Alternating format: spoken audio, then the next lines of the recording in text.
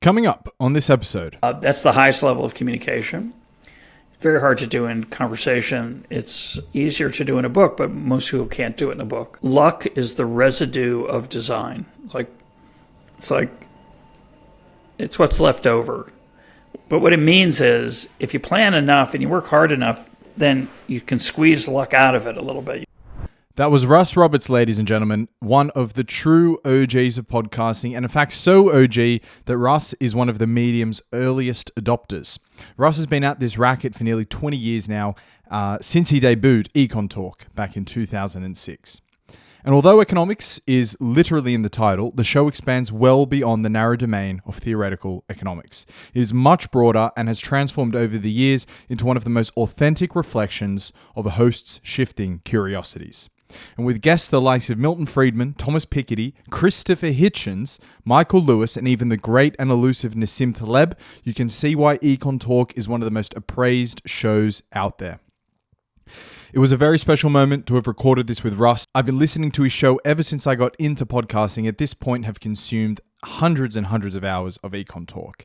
An episode not directly remarked upon in this chat, which I suggest nonetheless everyone else go and listen to, is Andrew McAfee's 2019 appearance discussing his book More from Less. However, in this brief podcast with Russ, you can expect to hear some of the following. Christopher Hitchens and what Russ makes of good talkers. Nassim Taleb, whether he and Russ ever got to speaking religion, plus whether Russ has come to a pithy conclusion for what he has learned from Nassim Taleb. There is talk of serendipity and, of course, as you can expect, much, much more as well. Again, I feel like I said this every week, but this is another high watermark for the show. So do be sure to pump that good juice into the algorithm with 5 stars, and do recommend the show to a friend if you feel like they'd be interested into it. Organically sharing the show is the single best way that it can grow. And the more it grows, the better guests we can come on and the higher production level I can bring to this whole operation as well. So pump that good juice into the algorithm. With absolutely no further ado, here is the great Russ Roberts. Russ, I just wanted to play this audio for you to begin with. It's the opening exchange you had in 2009 with Christopher Hitchens. You start by saying that Orwell was right about the 3 big issues of the 20th century: imperialism, fascism, and Stalinism. Give us the flavor of what he was right about. Well, to take them in that order, which is the order in which they occur, and also I think probably the necessary order. So just that opening clip surmises for me why Christopher Hitchens was just such a phenomenal speaker and communicator. So he's famously one of the great speakers, so much so that he could take probably either side of any debate equally persuasively. Was he one of the best speakers that you ever talked with? He's incredibly articulate. Most of my British guests speak very well. It's not a random sample of the English public. But they do are very good at expressing themselves, and he was exceptionally good at it. That was a very memorable interview for a variety of reasons. One, it was a bit of a stretch for me. Most of my interviews at that point had been about economics, and to drift into Orwell was a bit of an adventure. And of course, since over the years I've drifted a lot away from economics into many, many other things. But at the time, that was a bit of a risk for me, and I was in Palo Alto, California, visiting Stanford for that summer, and Christopher Hitchens was also there, and I realized I could interview him, and basically had one day. It had to be that Friday, and I went out that evening, Thursday night, after he said yes, and bought Orwell Matters and read it. His book on Orwell, and it's a wonderful book. And we did, in those days, I occasionally did interviews face-to-face, now almost exclusively over Zoom. But I did that face-to-face sitting in his house he was staying at in Menlo Park, around the corner. And it could have been a set for a movie. It was a strange and surreal experience, constantly interrupted by workmen and other people doing stuff on the house. So it was a very, I don't know if you can sense my unease in the experience. I also had to get the edits done that afternoon to get them to my producer. So after the recording was over, and we just kept getting interrupted. So it was a crazy, intense thing, and I'm pretty sure he offered me scotch. The interview was at noon, and I met him. We sat by the pool before we did the interview, and I'm pretty sure we had a scotch, which would be very Hitchensian, Christophorus. Anyway, it was a really fun, very memorable interview. And he died, way too soon. Soon after that interview, actually. Yeah. Did he cut you his famous Johnny Black with Perrier? I don't think there was Perrier. I think I'm ashamed I don't remember what the scotch was. I was a scotch drinker in those days, and it should have been more vivid. But yeah, it was probably Johnny Walker Black, but I'm not 100% sure. Mm. Did you reach out to him? Were you booking your own shows in the early days? Yeah, yeah, for sure. Yeah, and I sent him an email, and fortunately he said yes. Mm. It's not the best sound quality, but because I wasn't very good at that then, but the content is spectacular, and it still gets a lot of listens. It's phenomenal. Hitchens. Thank you. There's so much audio of him out there on the internet, and your interview with him is for sure in maybe the top 5, in my opinion, of pieces of audio that he's ever been captured on. Thank you. Particularly the little sidebar about Orwell and Hayek, which you obviously jumped all over. Some really interesting stuff in there. Could you maybe explain a little bit more why it felt like a movie set? It was a large house. There were there was a pool, and there were trees, big old trees, and as I said, there were workmen working on the house, and they kept coming through. And if you were going to film Hitch in America, it'd be a good place to do it. That documentary that never got made. The reason why I decided to play that clip is just because of how quickly and aesthetically he reframes the 3 points you gave to him. And it's very informative, but as well, it's entertaining, it's beautiful, it's rhythmical to listen to. You said a lot of British people are like that. I would still put Hitchens right on top of that. So maybe underneath that question is asking you, how valuable is it to be a good talker? Well, I think communication is underrated, and I think it's also denigrated a bit as obviously a form of show or marketing as opposed to the content. But I often think about the fact that the most famous economist of all time is probably Adam Smith. He was an extremely effective writer, and some of his ideas were not novel. They had been written about by other people, including by his friend David Hume. And I think part of the reason, not the only reason, but part of the reason that Smith is immortal is because he wrote well.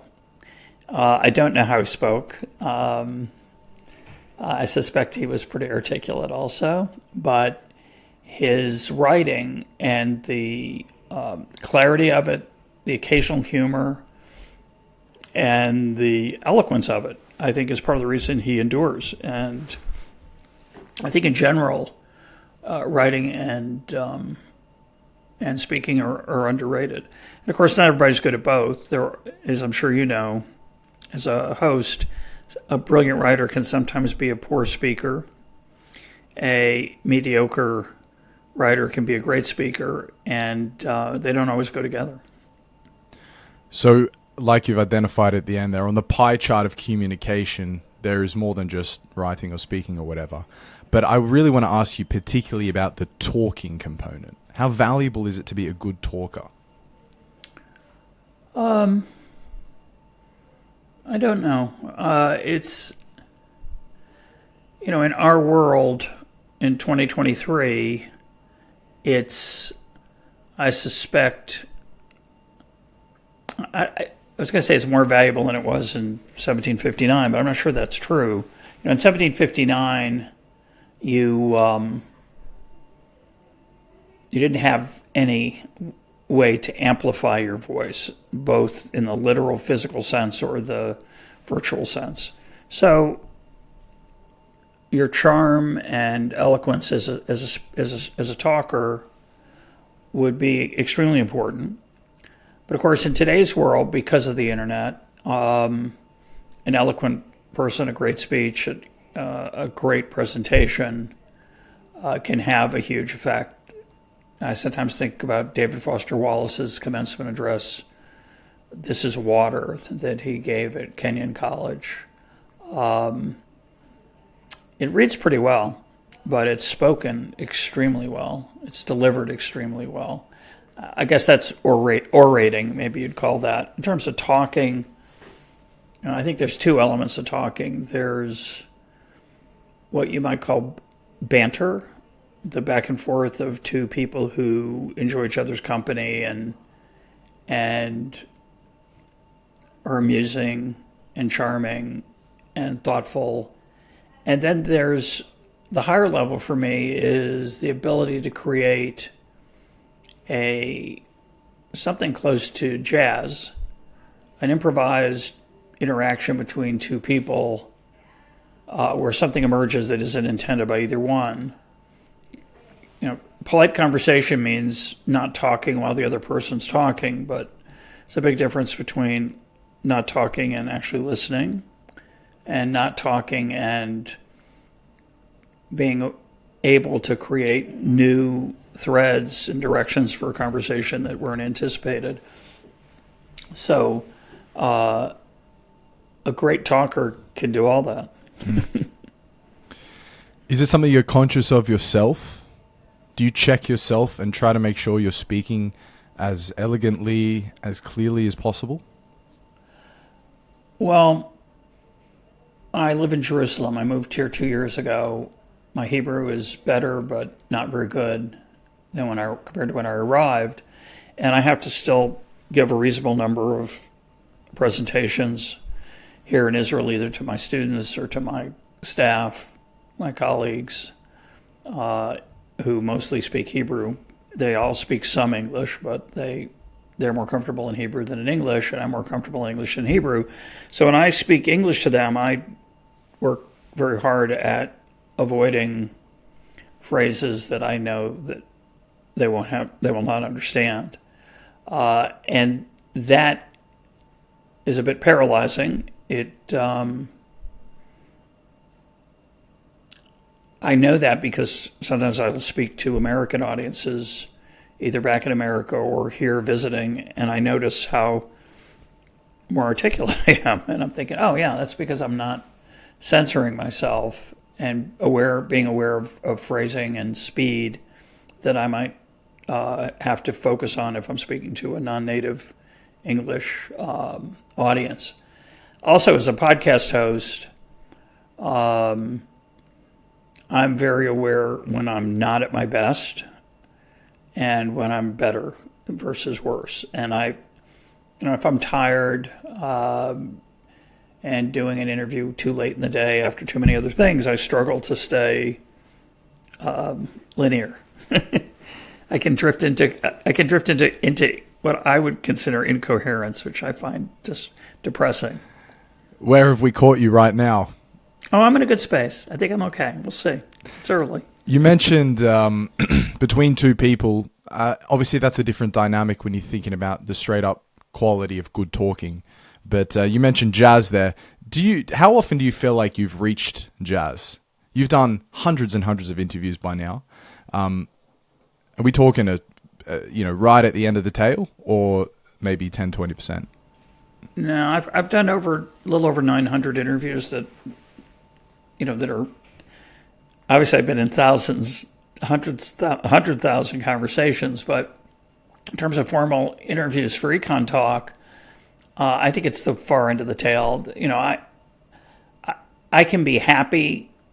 I'd say I'm happy with most of the interviews. I'm glad, I think they went well, but there's a handful, maybe it's 20, 2 handfuls, 4 handfuls, 20 times where, the interview ends. And in the old days, the technology was a little bit shakier. I would be recording on the phone with a portable recording device that talked to the phone system.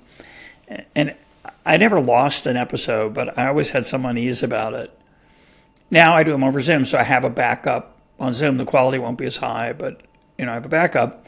And when there's a handful, maybe, again, handful's not quite the right word, but maybe 20 times, I have this deep yearning that the conversation not be lost, because I was happy that it went a certain way. And sometimes, the ideal is a conversation that has an arc to it that could ebb and flow in terms of intensity, and then builds into something more effective. Because often I'm talking to people I don't know, and I'm talking to them for the first time, like we're doing now. It's hard. People are uneasy sometimes being interviewed, and you don't have the time to put them at ease, and sometimes it just is choppier than you'd like. But a few times more than 20, a story gets told that's precious to me, that I'll cherish, and I hope my listeners will like as much as I do. And that's the sweet spot. It's not quite the sweet spot. I spend more of my energy, perhaps mistakenly, trying to give the author or interviewee a chance to convey their ideas, their work, in a thoughtful and lucid way, asking clarifying questions. I don't necessarily focus on creating a great conversation. I'm thinking of myself in that setting as more of a teacher or a guide, or a curious student would be a better word than teacher. The curious student, and letting my listeners be the students who are listening alongside me.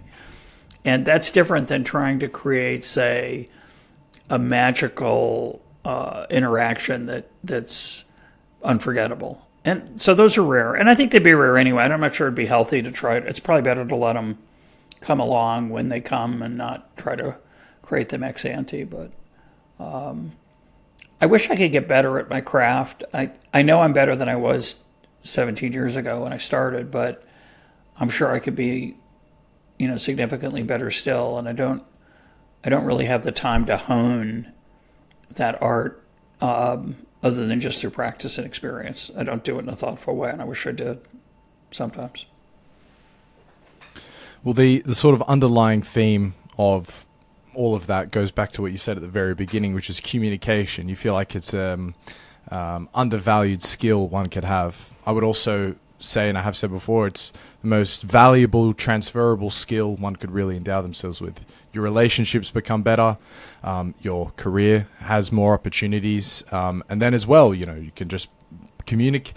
The better you can communicate what you're thinking, brain to mouth, and then also reinterpret what everyone else is thinking, their brain to mouth, it just does improve your overall quality of life. So thinking about that, how are you teaching your kids to be great communicators? Since it's so valuable, as you've recognized. Well, my kids are 23 years old and up. The youngest is 23, the oldest is 30. So most of what I taught them is water under the bridge, although I occasionally share insights that I think might be helpful to them even as adults. But I think listening is grossly underrated. So we've been talking about how conversation's underrated or communication. I think listening is wildly underrated. I think people spend too much time explaining, I'll call it making the case for themselves, which we do when we're selling something or going to a job interview or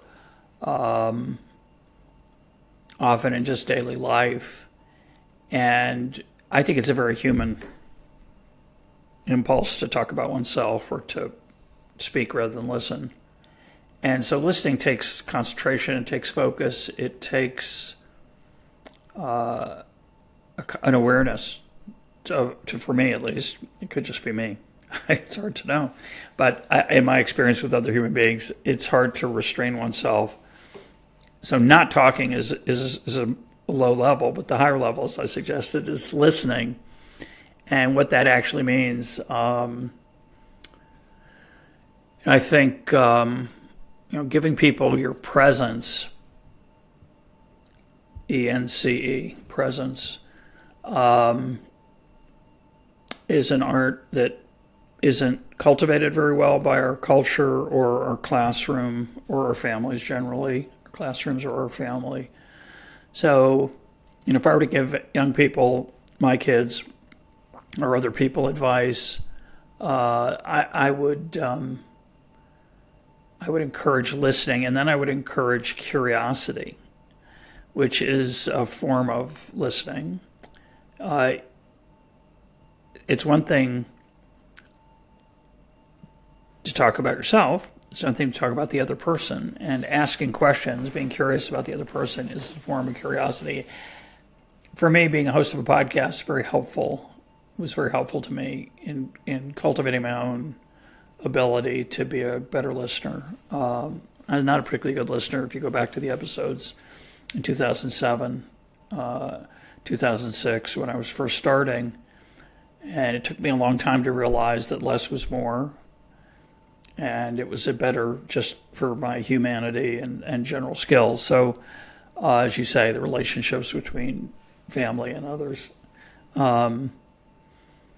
There's two levels of even that. One is you think of something to say and you restrain yourself. The higher level is to be so engaged with the other person that you don't have to restrain yourself because you're listening. There is a trade-off there.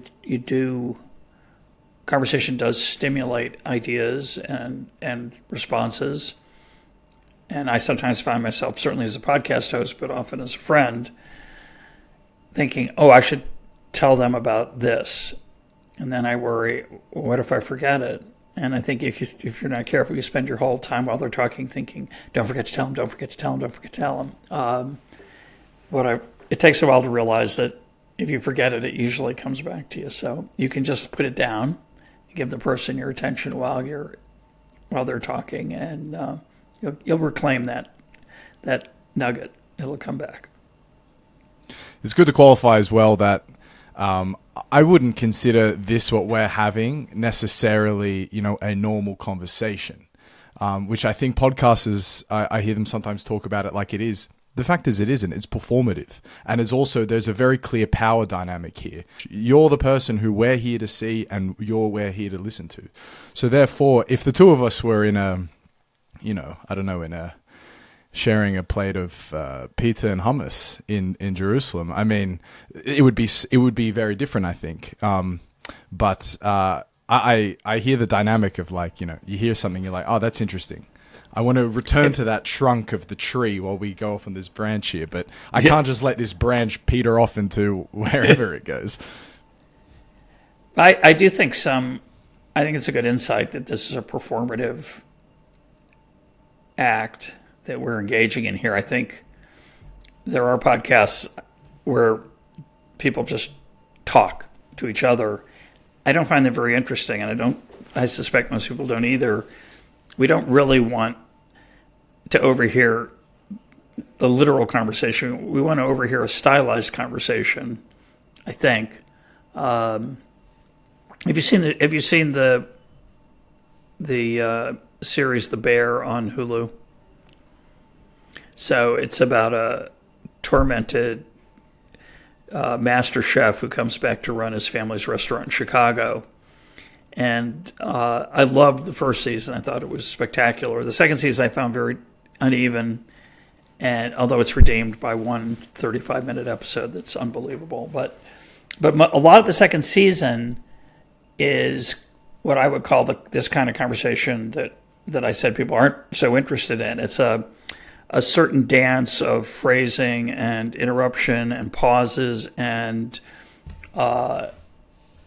habits that people develop who talk to each other, who have their own specific verbal tics. and the show's very good at that. It's spectacular at the dialogue is amazingly vivid and real. But in the second season, I feel like they overdid that, even though I'm sure that's how they would have spoken if they really were in the second season of running this restaurant. But it just didn't work as well for me as the first season did. And I think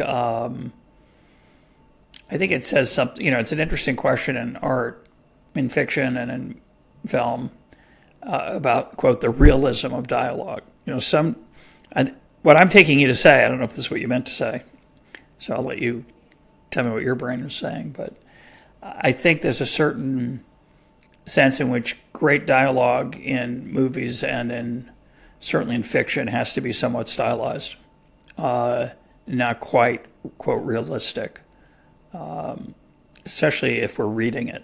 It's a whole interesting question of how we read the spoken word in a novel or in a nonfiction memoir, say. Our brain makes some corrections, I think, for that, and misses others. And I think probably great writers are good at taking account of that. I would agree for sure. It's stylized. And if it weren't stylized, it would be too close to everyday life that it wouldn't feel special enough to give it our attention almost. Yeah. If you think about Hitchens, the point you made at the end there, how great dialogue and great writing read on the page, if spoken out loud, it's so beautiful and rhythmic and performative that it is special for that reason. It's not normal necessarily. And great talkers like Hitchens or this other guy I would enter into the equation, a fellow called Tim Butcher, another Englishman, they speak as if it is final edited prose. Yeah. One sentence complements the next. They don't reuse the words. There's rhyme to it. It's a fully formulated point throughout the entire thing, and it just flows out of them. And I just stand back in awe, thinking that's so incredible. Yeah. I aspire to that if possible. But to move it on a little bit, on your Mount Rushmore of great talkers, who is that? Well, maybe I'll stick to my guests because I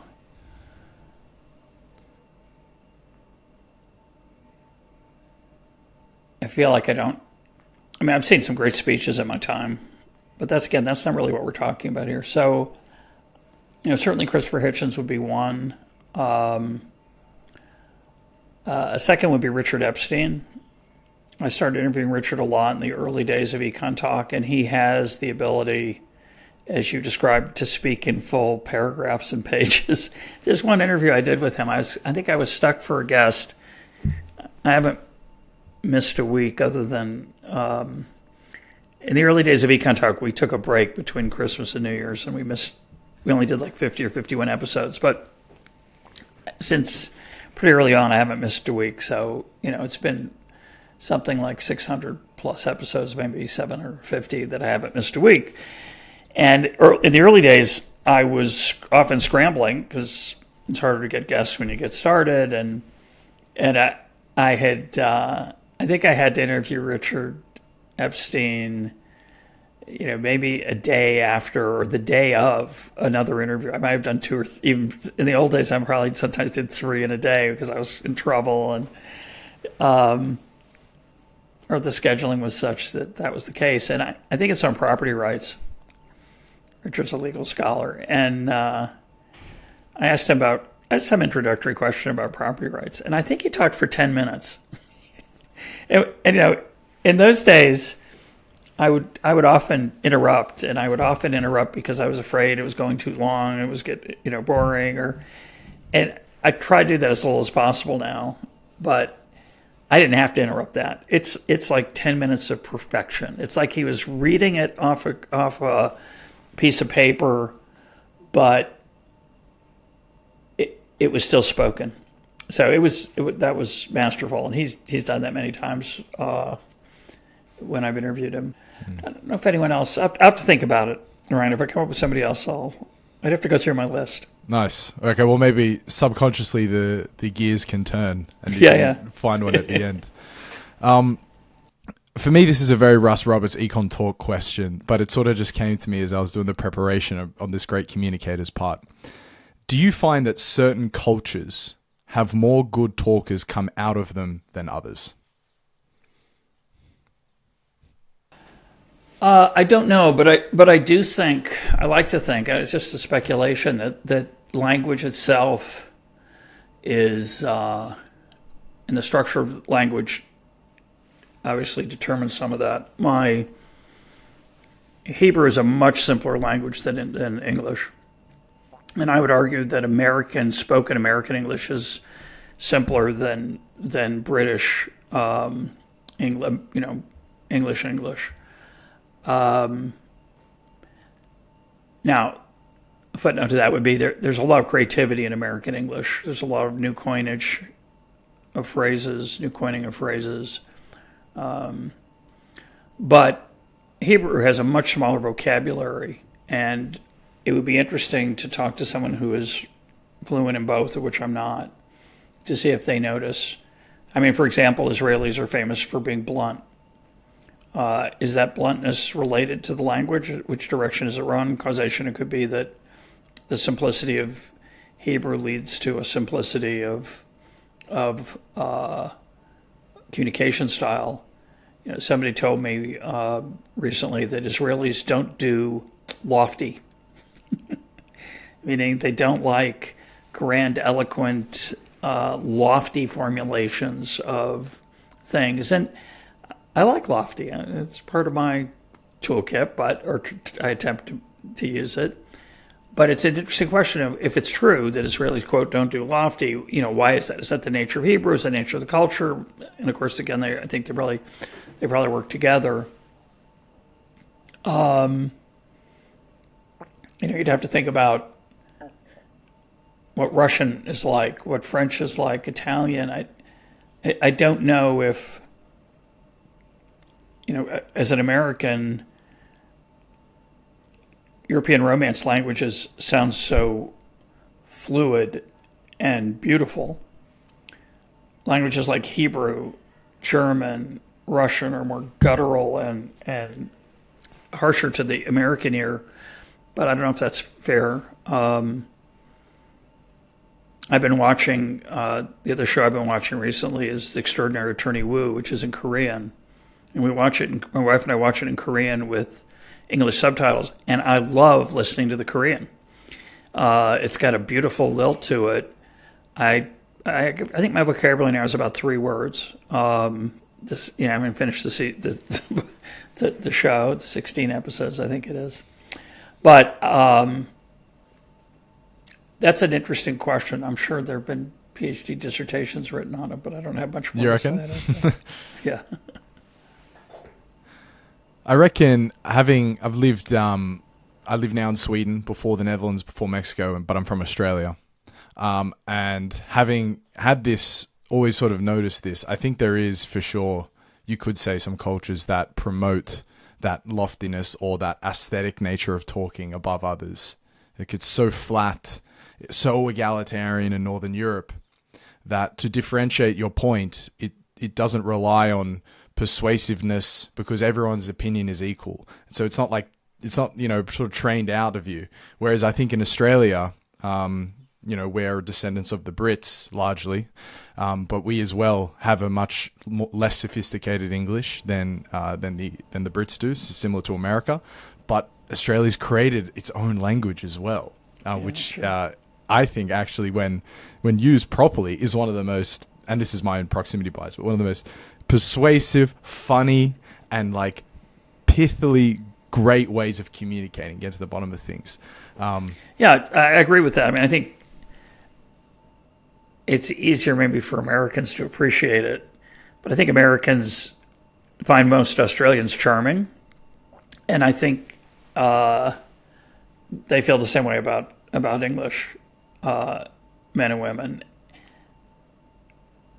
They just sound better. Both of them, British and Australian. It's still English. There's no doubt about it. We understand every word, more or less. There are some words that are harder for Americans to get, but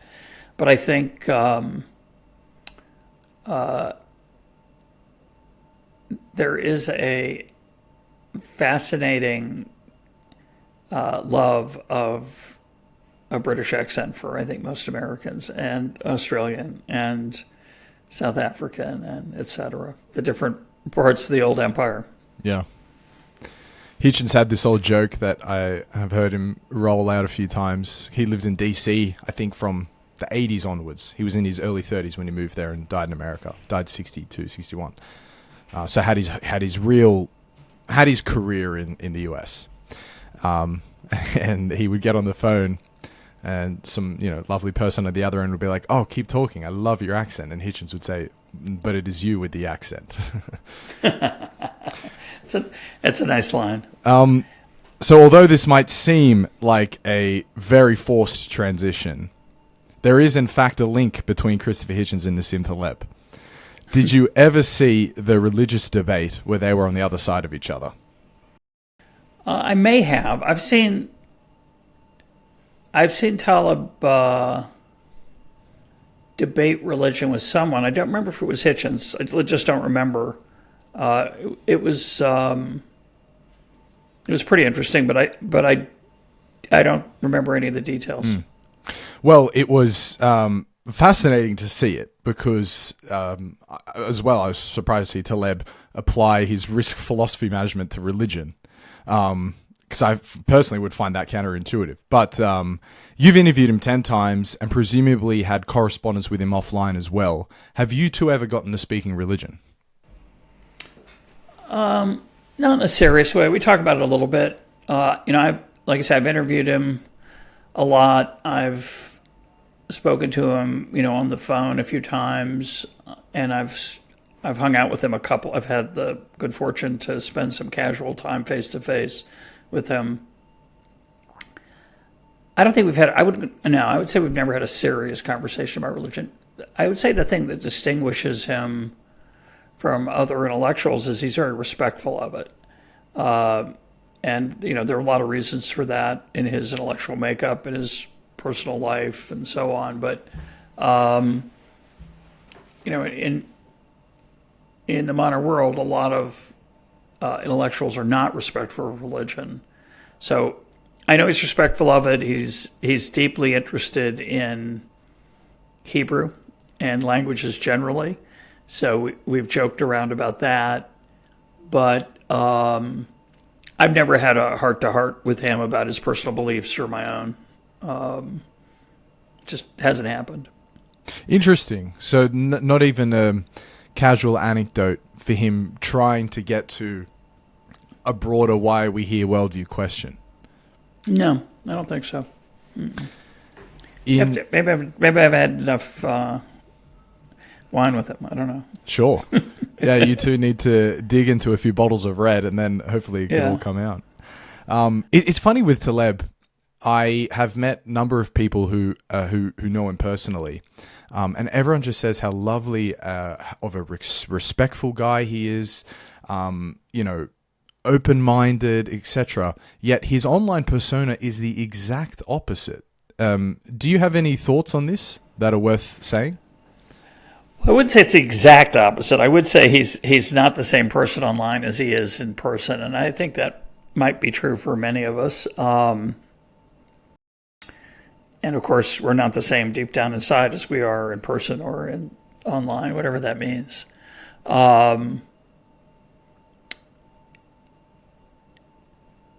You could think of, I guess, as different types of performance, given the language we used earlier. But some people have asked me why I have him on my show, and the simple answer is I've learned a lot from him. So, and I continue to learn a lot from him. So that's rare. There aren't a lot of people I've learned a lot from. Very few. So most people, if I'm lucky, I've learned one thing from them. I've learned more than one from Nassim. So it's pretty. He's got a very high ratio there. Having listened to you interview him now for several years, and as well the sort of commentary you have whenever Taleb is spoken about, I get the sense that he has actually been quite fundamental in shaping some parts of your worldview. Oh, for sure. And you said in your podcast with Tim Ferriss that you were working on an article explaining what you've learned from Nassim Taleb. Have you further organized your thoughts around this? I've outlined it. I haven't written it down, but when his first book came out, Fooled by Randomness, a lot of people. It comes back to our earlier point about communication. A lot of people said there's nothing new in there. I found it to be a revelation when I first read it, which is probably, 15 years ago or so, something like that. In theory, there was nothing new in it for me. I was trained as an economist. In theory, I understood something about randomness. I understood something about probability theory. But the reason I loved that book, and I recently reread it and studied it with some students here at Shalom College as a lunchtime non-credit class.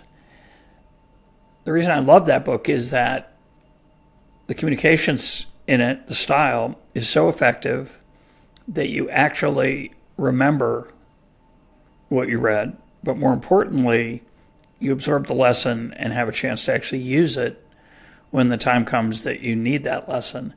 And I think that's the highest level of communication. It's very hard to do in conversation. It's easier to do in a book, but most people can't do it in a book.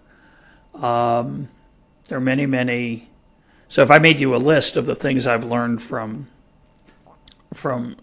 Nassim, one example would be you should spend a lot of time worrying about the downside risk. Okay? And I was talking with my students. My students are 25 years old, roughly. They've been in the army here in Israel.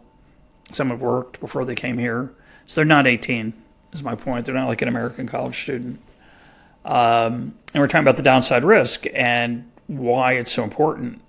And they were puzzled, reasonably, as to why it's hard to remember. I mean, how could you not think about the downside risk when you're going through making a decision? There are only two sides to it. There's the upside and the downside, and surely they both should matter. And it's uncertain. You're not a fool. You don't think that it's going to work out for the best no matter what. Most people aren't that irrational or ignorant, meaning ignoring of the risk. And yet, I know it's hard. And one of the virtues of reading all of his books, and one of the virtues of interviewing him many times, and one of the virtues of doing that over a fairly long period of time is I've kind of drilled that particular lesson into my brain. So it comes naturally to me. It did not before. And so when my students ask, why would it be hard to remember that? And I think the answer is, what I told them was, you'll see. Live for a few years. You make a few decisions. You'll start to notice that you didn't think about it. But I think the sensitizing yourself to that aspect of decision making is both crucial and hard to do. So that would be an example. But I just talked about it for a minute and a half, 2 minutes just now. If you're listening to this, you're thinking, yeah, of course. But the virtue of his books and the conversations I've had with him is that you have a chance to actually think of it when it's time to make a decision. And some of the smartest people I know and have known in my life have ignored those risks often in making those decisions. So you have to ask yourself, why? As my students ask, why would that be hard? And whether it's in business or your personal investing or your friendships or your the various decisions you make around day-to-day life, vacations, and so on. And I think it's actually quite illuminating to think about why it's so hard. But it's hard, trust me. So when I tell you, worry about the downside risk, and you say, yeah, I know that, of course. That's, it turns out, not enough. Just interesting. So, not only decision making, where his books have been a constant reminder to you to measure the downside, but what about in more broader, how you make sense of the world? How you look at different domains being distributed according to extremist and mediocrist and, how you look at things like the Lindy effect, how you think about the precautionary principle, via negativa, all these ideas that come from him. What other things have you learned from him, apart from remember the downside? Well, it's interesting, the examples you gave, via negativa and the Lindy effect, I haven't absorbed those. I know they're in his books. I'm pretty confident I know what the Lindy effect is. But either I'm not 100% convinced if it's universality, or I'm not sure if it's practical application, that it isn't in that toolkit. That would not be one of the things that I would mention I've learned from him. I mean, in theory, I've learned it from him. I read the book, and I do remember it. And it has to do with the probability of something being around. The longer it's around, the higher the probability it'll stay around. Okay, fine, I got it. But I can't use that the way I use worry about downside risk for whatever reason. Certainly, a lot of what I've learned from him is about. It's certainly not about investment alone or decision making. It's just about the nature of reality and the riskiness involved and the challenge of remembering your own biases. I know a lot of people who work in that vineyard. A lot of that work I don't find interesting, but his I find very compelling for whatever reason.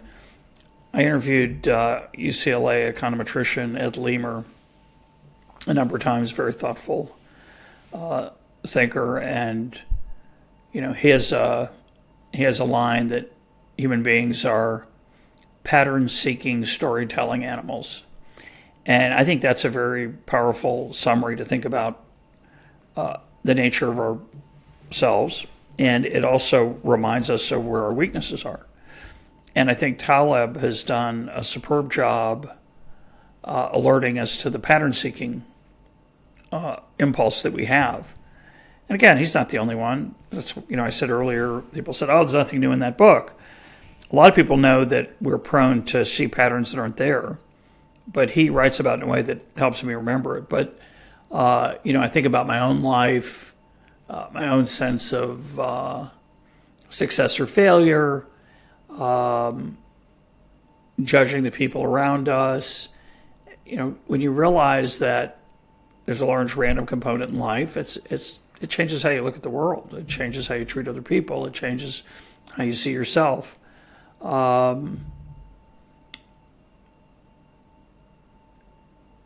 lot of what I learned from him is a variant on that, which is how do you consume information? How do you consume data?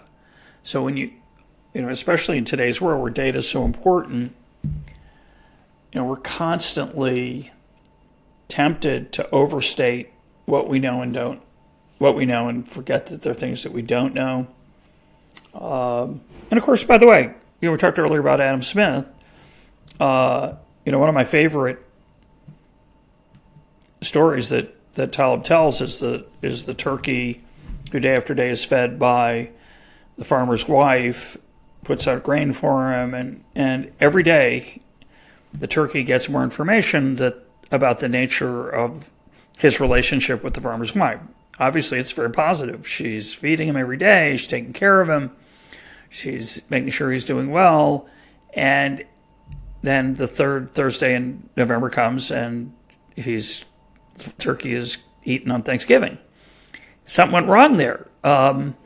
What went wrong was that the underlying process that was producing the data, the information that was being consumed, was not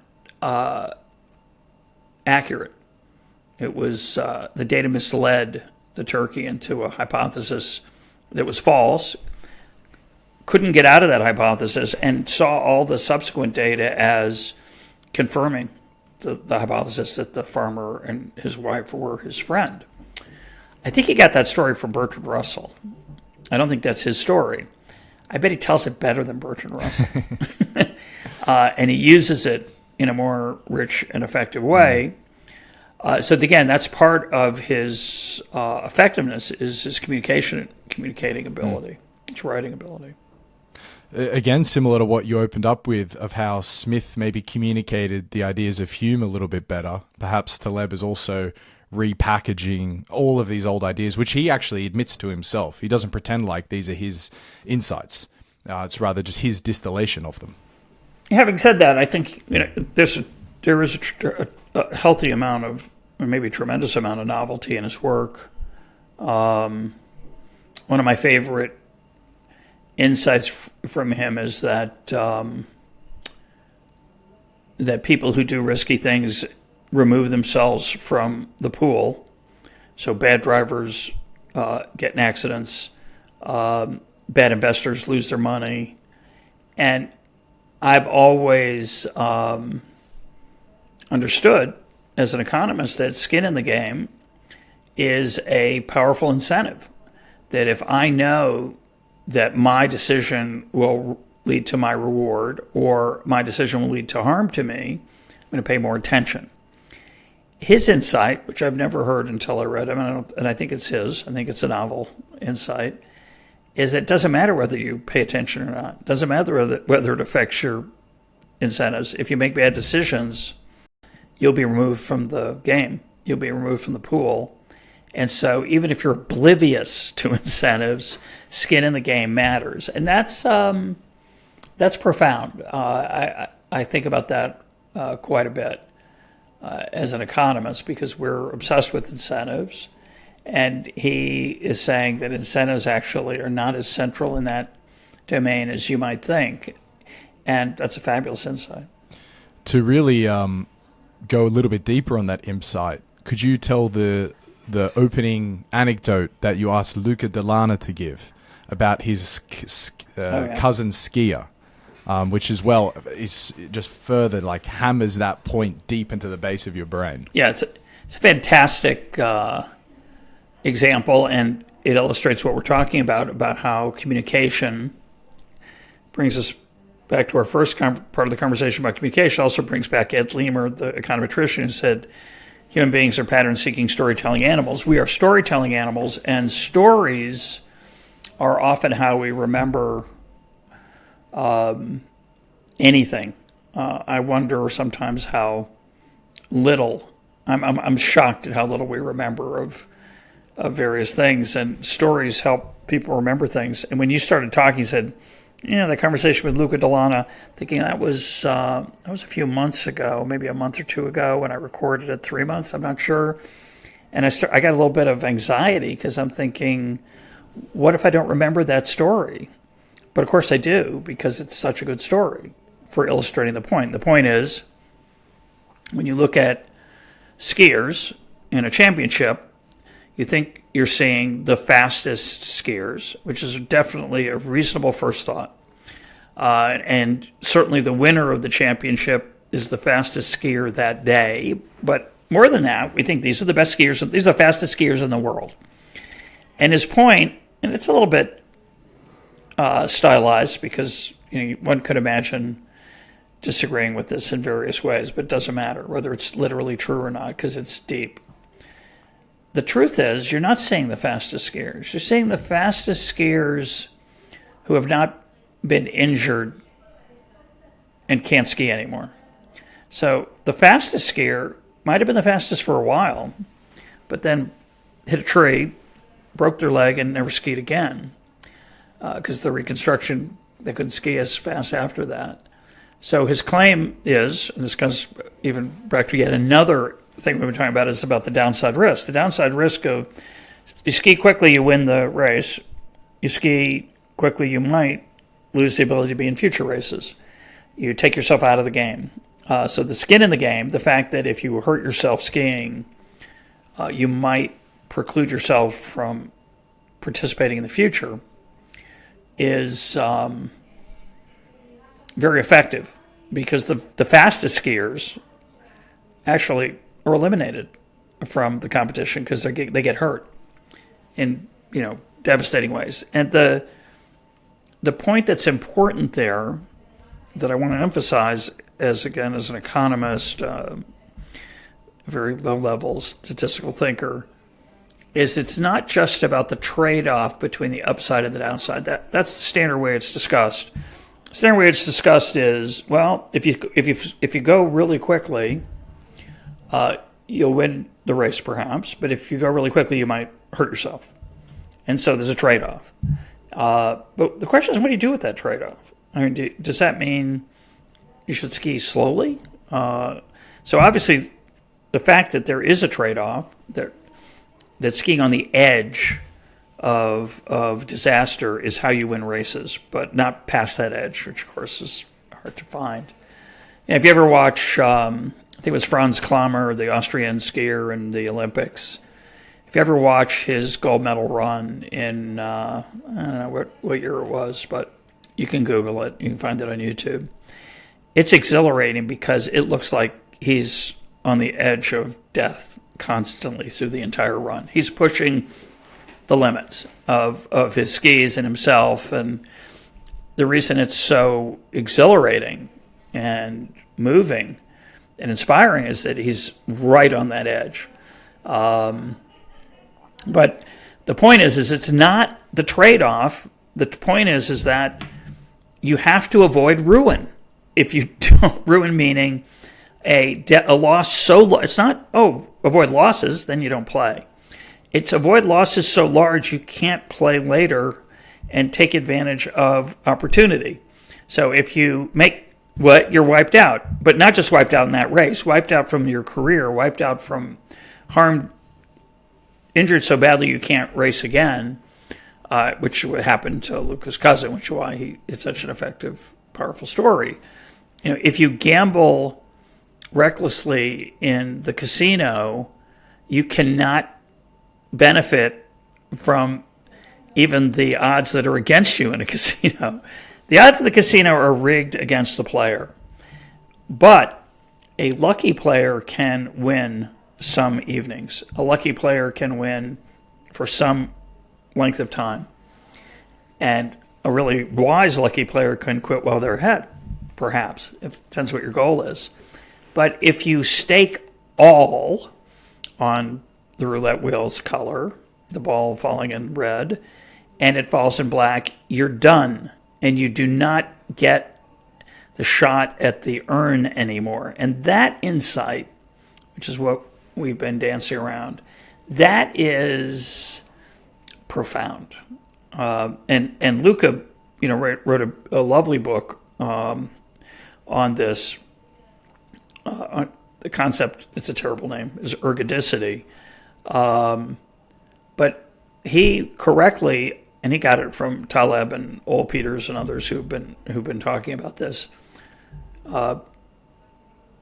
It applies to lots of things besides investing and playing roulette. It applies to your marriage. It applies to your friendships, right? Betrayal ends the game. There's some point where you can't apologize anymore, and you don't get the shot at overcoming your poor behavior. So it's a really good lesson to know. Absolutely. I recommend learning it. The question is, can you learn it by reading about it, or do you have to live it? Yeah. And that's a tough one. So therefore, the ones who made it to the top, who won the skiing, are either great risk managers or extremely lucky, but not necessarily the best skiers. Yeah. And that's like amazing for me. Earlier asking you about, okay, that's applying it to risk management, but what about your broader worldview? How do these insights actually inform how you live? So tell me, I want to get your gut check on this. You just mentioned applying ergodicity elsewhere. Gut check. Is this an application of ergodicity? And also, is this even true? And it's to do with podcasting. So, you're recognized as one of the true OG podcasters and of having one of the great podcasts. I would assert that any good individual podcast episode is 80% due to the guest, 20% due to the host. However, a good podcast overall is 80% due to the host and then 20% due to the guest. Yeah, I love that. Also, I giggled because there's so little that's OG about me besides maybe podcasting, so I always find it charming. And, you produce rap videos too. I think there's a lot. I of did, OG but Russ. that's another. I have a couple aberrations in my my work, but I think that's true. I think that's a great insight. I think, and it's complicated because if you run a good podcast, you can get good guests. And you can't have a good episode without a good guest. So that certainly matters a lot in that meta sense that you're talking about of a good podcast versus a good episode.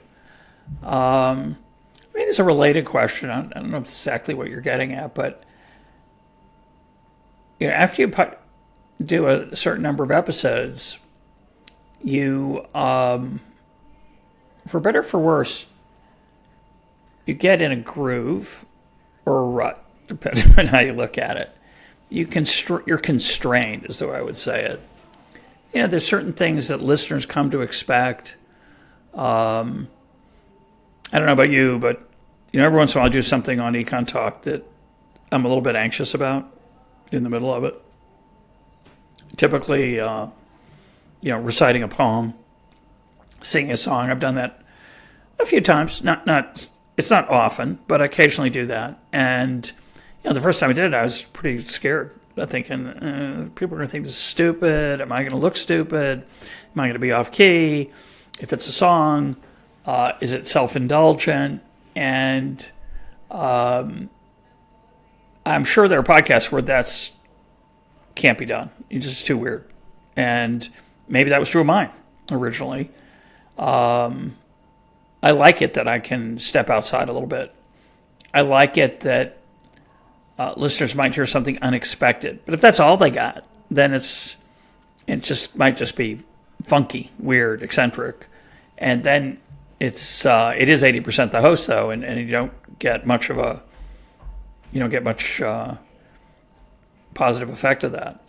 But I think that's true, what you said. It's kind of like you could think about it as a TV show that has different directors for different episodes. So the writing is usually pretty constant, but if it is, and sometimes some people use different writers for different episodes too, but if you had one writer across the whole series, but you allowed different people to direct, there's a certain unpredictability about any one episode, but it generally falls under this umbrella of the arc of the show. And I think that's what happens in podcasting if you're around for a while. There's certain things that are allowed that you might otherwise not get away with and that listeners come to expect. And it allows guests to fall into that too, I think. You're at the point now with EconTalk, as is, say, Tim Ferriss with his show, as is, say, any top of the tail end of podcasts out there, where you're no longer tuning in for the guest. You are tuning in because you trust the host's curation enough that you're there for them. You're there for the podcast, for the experience. But early on, you're only going in for the guest. Sort of that. I think that as well maybe feeds into that dynamic. Well, my podcast is called EconTalk. And after, I don't know, maybe 7-8 years ago, I stopped having the main theme of the show be economics and started being a bunch of different things. So I added the tagline, Conversations for the Curious. And I think I've lost a lot of listeners who came for the economics originally. Some of them came to like the new stuff, but others wanted a Bitcoin episode every week or a monetary theory episode every week, and I disappointed them. And it both flatters me and depresses me that people will often say about an episode, I didn't expect I was going to like it and I was going to skip it, but I'm glad I didn't. And it's like, I guess I haven't earned enough respect from you yet. For whatever reason. I recently did an episode with a English sheep farmer about a memoir he wrote about being a sheep farmer. It's a fabulous book. It's some of the best writing on nature. It's the author's James Rebanks. And It's a fabulous book, and I loved the book. I loved talking to him, and it didn't get nearly as many downloads as my average episode, and I assume that's because people assume it's either going to be boring or not interesting, and I'm thinking, you're missing out. Don't miss that one. It's great. I love talking to him. And I understand that everyone's not like me. That's a good lesson, right? I can be interested in sheep farming, and they're not. But anyway, you're right. There's a certain trust that I think does develop if you're lucky. But it's interesting to me how there's a lot of episodes I do, people don't. They just skip them. It's also skin in the game, because if you had just continued to do monetary policy and Bitcoin episodes because your show was EconTalk and your guests you were guaranteed downloads, then maybe the podcast wouldn't even still be around. You would have just gotten over it. I don't want to do this anymore. But rather, the skin in the game is it's following your authentic interests, and it might mean you have less downloads over time, but those downloads will matter more, I suppose. Like, that's the upside of having skin in the game. Yeah, and of course, one of the lessons that we talk a lot about on the program, and I think it's incredibly important, is measuring things can lead to trouble. So downloads are what we tend to use as our measure of success in this business. We forget that doesn't mean listens.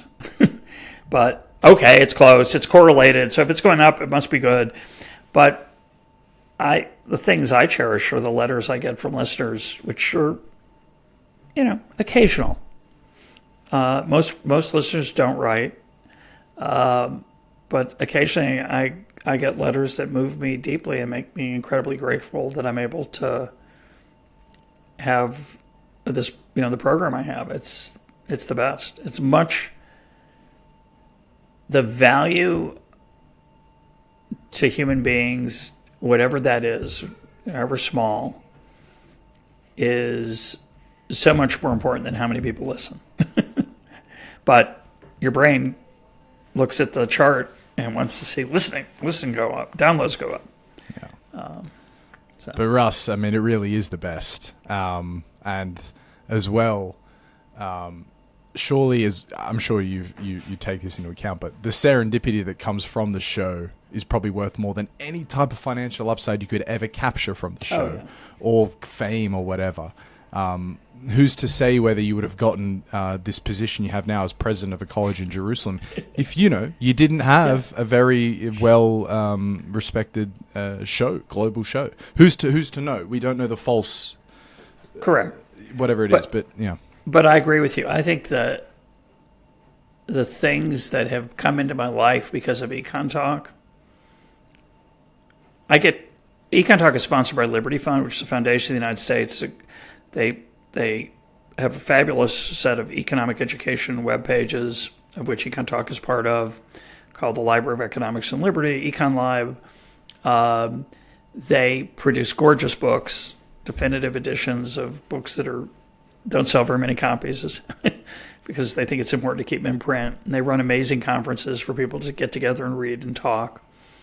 And they pay me a little bit for doing EconTalk. So there's a financial part to it. And I've never looked at whether I can make more or less doing it on my own separately. I have a relationship with them. They've treated me well.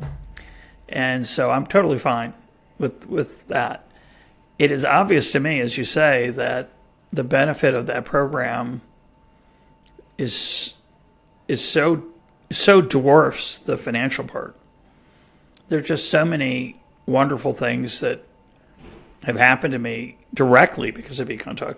You mentioned the Keynes Hayek rap videos. I did this with John Popola. I think they have 13 million views. Even if they're only 3 seconds, it counts as a view. I don't know. There may be a cutoff for YouTube. I don't pay attention to that. But, John was a listener to EconTalk, reached out to me in, I think, 2007 or 8. Wanted to do a project together. Didn't think anything would come of it, but tried it. And because of that, it's one of the most interesting and satisfying projects I've ever done is to create those 2 rap videos. And just one thing. There's just, it's the more important thing, I should say, it's made me a much better person. Having to be a podcast host, it has made me, it's made me a better listener, and it has ensured an intellectual vibrancy that I don't know if I would have maintained if I had just done something more mundane. The number of people I've talked to, the books I've read, we talked about Taleb. There's so many others who have enriched my life intellectually and personally from understanding things. It's a great educational experience. Unbelievable. How quickly can we do this? I got 1 more prepared question and 3 that I ask every single guest. Yeah, do you think we can do 4? Yeah, sure. Okay. So finally, to just round off Taleb in this particular chat, I think this is a novel idea from him, and as well, it'd be great to apply it to podcasting. Could you please explain why podcasting downloads are a domain of extremistan? I don't think so. You tell me, Ryan. No, I would say they're certainly a domain of extremistan because... Why?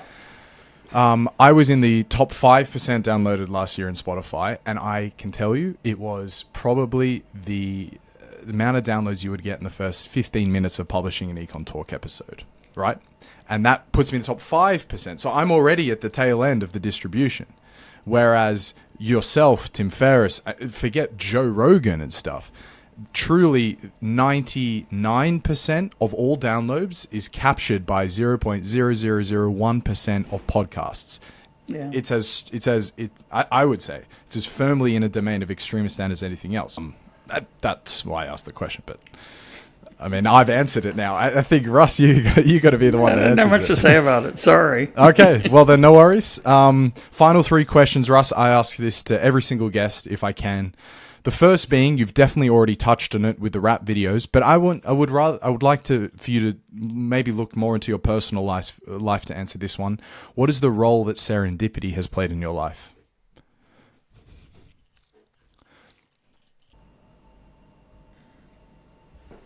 Yeah, the rap videos are just an example of it, but I think serendipity is underrated. To the extent it's thought about, I think it's thought about somewhat incorrectly. Branch Rickey, the general manager of baseball, who brought Jackie Robinson, the first black baseball player, into the major leagues in America, he had an expression which I think is very popular among sports figures and I think in life, which is, and I think it says, luck is the residue of design. It's what's left over. But what it means is, if you plan enough and you work hard enough, then you can squeeze luck out of it a little bit. You can. At least that's what I always thought he meant by that. And I took that to heart in some intellectual sense. I don't know if I really took it to heart, but I think a lot of people believe that. Cover every base, prepare, work really hard, do what a friend of mine calls best efforts. Leave no stone unturned. And I think it's pretty good advice, but it doesn't leave much room for serendipity. And if you're not careful, you miss opportunities for serendipity. My last book, which is Wild Problems, A Guide to the Decisions That Define Us, really makes the case for serendipity. It's Talebian, by the way. It's the virtue of being a flaneur, someone who strolls without purpose, versus a person on a mission. And I contrast, the tourist with an itinerary versus a tourist who just hangs out in a local cafe or walks around a neighborhood. And I think serendipity, and maybe this is what Branch Rickey really meant, so I don't want to be unfair to him, but serendipity means making room for luck and putting yourself in a position and paying attention to things that might come across your path. I think I talk about this in my book, the virtue of saying no. There's a lot of self-help books and experts who say, you got to learn how to say no. And I used to think that was really good advice. It is, except when it's good to say yes, because things happen that you didn't expect or anticipate. And if you always say no because you think you know what's going to make you more productive by turning down this so-called distraction, you're going to miss a bunch of things. A lot of my life, as you suggested, and I think it's true of many people, is unscripted. The best things are often unscripted. Saying yes, doing something that is out of your comfort zone, doing somebody a favor that you shouldn't really rationally do, and something comes of it that you shouldn't rationally do it in the narrow sense of rationality, but something comes of it that you didn't anticipate that's delicious or profitable or just fun. That's delicious, I guess. So I'm a big fan of it. But I do think there's an art to making room for it. I think it's a good idea. Amazing, Russ. Thank you. And I'm sure you understand. I could go on about that a lot more, as I'm sure you could as well, because it is so deeply wrapped into the richness of life. Just say yes, go to that, go meet that person, shake off the laziness and actually go and do it. And you just never know what the upside could be. And actually, it might be something I could share with you at some point in the future. But after having recorded 150 episodes now and asked that over 120 times, some of the stories, it just reaffirms this idea that how can you predict a future of infinite possibilities based off a finite experience of the past? You just are. You're at the whims of random chance, and the best thing that ever happened to you is probably going to be because of some random chance, because you optimized for serendipity. Yeah, the economist in me would say, and I think the economist in me would be wrong, but the economist in me would say, yeah, but if you say no to that, you're saying yes to something else, and it's all life. But often these are things that are outside your comfort zone, that are different, that you can find excuses for not doing. And most of them turn out pretty well. I like them. 2 more for you, Russ. What is a country you're particularly bullish on? Not many. It's a tough time for the world. Where I live, Israel is going through a huge political fight over, on the surface, it's about judicial reform, but it's really about the identity of the country, and it's a very complicated situation. Israel's one of a handful of countries that doesn't have a constitution. I think constitutions are overrated. Most countries that have constitutions don't pay any attention to them. So the challenge isn't to have a constitution, it's to have one that you actually live by. And most countries don't. And it includes the United States. I like to say that, the First and Second Amendments in the United States are still somewhat binding. The rest, not so much. So Israel's having a tough time, but it's a remarkably joyous place when we don't talk politics. And it's a remarkably family-oriented place. And that gives the country a different kind of texture. So I'm bullish on that part of this country, whether it can overcome the political issues that we're struggling with.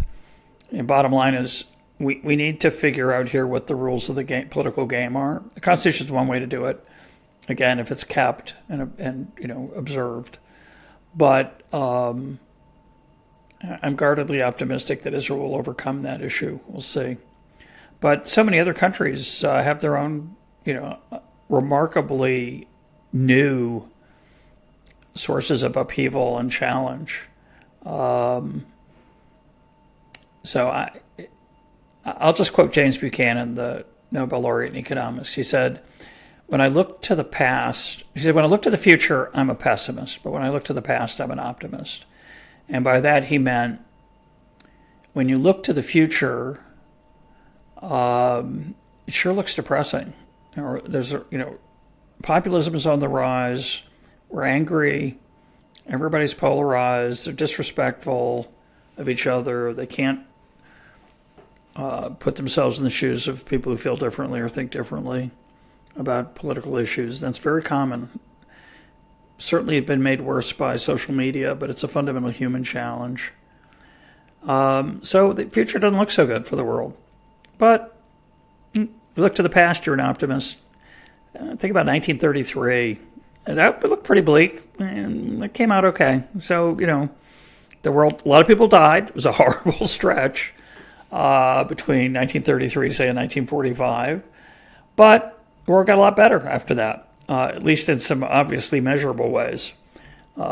Maybe it's not so good in other ways, but so I thinking about it, maybe it's just not the right question. I think it's useful to think about it, but it might be useful to think about whether it's a meaningful question. I sometimes think about this because of progress. Like, as economists, the world's richer. We have a higher standard of living. Is life really better? Well, it is in the sense that we live longer. We can see our great-grandchildren more likely. We can play tennis at 75 with an artificial knee. There's a lot of benefits from our higher standard of living, and many, many more people have access to that than did in the past. So are you bullish about the world? Well, somewhat. I see lots of bad things going on too. Despair, suicide, drug use, immersion in the virtual world to the exclusion of real human beings. So it's complicated whether the glass is half full or half empty. I mean, I like the question, right? Don't take it personally. Russ, Maybe think about it. It does sadden me a little that you have, it seems like, a rather pessimistic view of the future. I'm old. Yeah, maybe. I think old people get. I don't know. I'm not actually pessimistic. I just know I'm not as optimistic as I was when I was younger. It could be because of my age, or it could be because the world's gotten a little more weird. So I don't know. Or your proximity to what is very real stakes, political violence and tension, and all the ugliness that humans can. Yeah, and I did mention we're surrounded by people who want to kill us. Other than that, life here is very significant. Yeah. Life in Israel is everything here matters. Yeah. For good, for better, for worse. It makes life very rich and very dynamic and alive. You feel very alive here, but it's an intense place. I just want to put this out there, and feel free to dodge it, but have you gotten any closer to a pithy response to what is a life well lived? No, I don't think so. Okay then, Russ. Our final question. I don't have one. If you could witness a conversation between any two people of history, dead or alive, no language barrier, so you're listening to a podcast, who's it going to be? That's a tough question.